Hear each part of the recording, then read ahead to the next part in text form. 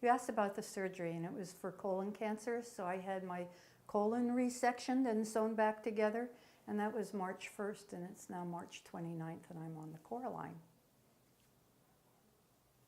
I don't quite know where to begin, but let's start with my introduction to alpine physical therapy. I came because I'm sure it was something with my back and in my hips and aching and feeling cranky. So I met Sam. We worked doing physical therapy for a while, and then she suggested that I might like to look into CoreAlign. I'd done a lot of yoga in the past, was working out in the gym regularly, but there was still something that wasn't quite going right. No, well, not that it was going wrong. So I signed up for a CoreAlign class with Dan, and it was an ungodly early hour of the morning, but I got there, and turns out that I loved it.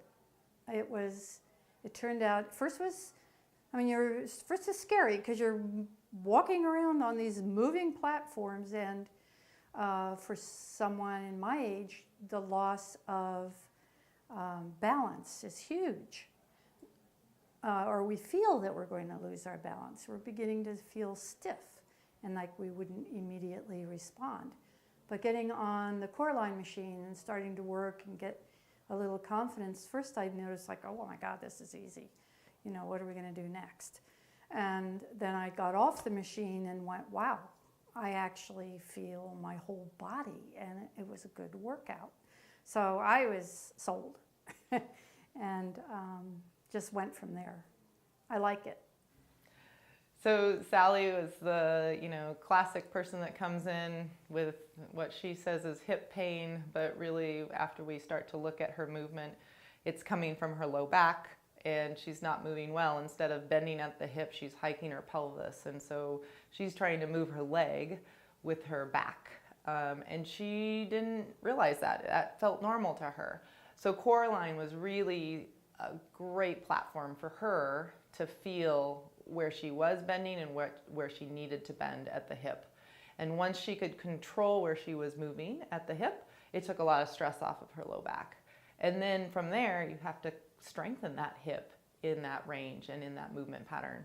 So CoreAlign really offered that to Sally. And then anybody in their 7th decade needs balance. And, the CoreAlign that was just a bonus on top of it as far as teaching her good movement at the hip, strengthening that movement, and then challenging it in a really pretty challenging balance setting. And she had some pretty good fear about getting on the CoreAlign initially, and she was able to overcome it. And I think that that's really powerful. So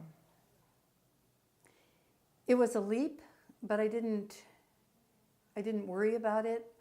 Because I trusted Sam, who suggested I go, and because I trusted Dan, and I thought, he won't ask me to do anything I can't do. What it did do was to make me take responsibility for my body. And that's where I came up with this, okay, everybody else is jumping on the movable platforms, and I'm not. I'm going to very carefully step. I just had to take responsibility for who I was and what my level of engagement was. And so that was the switch for me. Sam wouldn't tell me to do something I couldn't do. So that was the one-on-one. When I got in the group, I had to dissolve my ego because I wasn't 23 and bouncing all over the machine. And 2, I needed to pay attention to my own body. So I really came in deeply into my body and worked it. I think I did well. Sally's confidence skyrocketed after the CoreAlign. In fact, I had discharged her from PT, and she was doing CoreAlign classes in the community, and then she came back in and she said, I think I broke my hip. And I said, oh, Sally, what have you done? And her confidence was so high that she thought she should try roller derby, and that's where she fell and thought she broke her hip. My advice to Sally was maybe not doing roller derby at the age of 71 and a half, but I'm really excited that she tried it, and that tells me a lot that, confidence is key, and heck, I could have fallen at roller derby, so that was great.